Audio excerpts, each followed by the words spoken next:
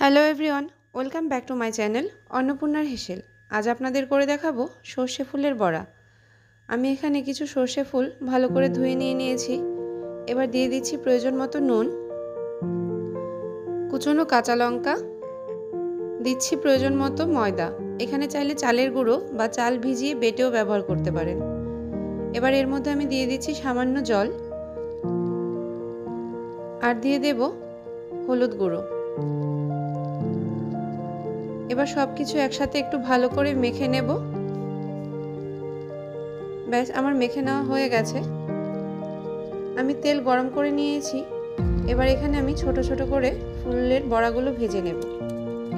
Medium to high হিটে আমি বড়াগুলো ভাজবো, খুব হাই হিটে ভাজবো না, তাহলে উপর দিয়ে ব্রাউন কালার হয়ে গেলেও ভেতরটা কাঁচা কাঁচা থাকতে পারে।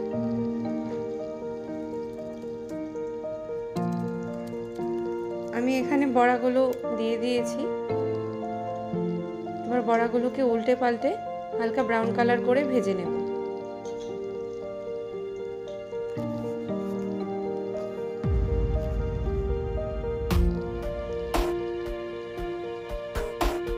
এই বড়াগুলো প্রায় ভাজা হয়ে গেছে।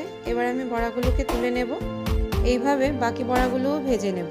ব্যাস, তাহলেই তৈরি হয়ে গেল সর্ষে ফুলের বড়া।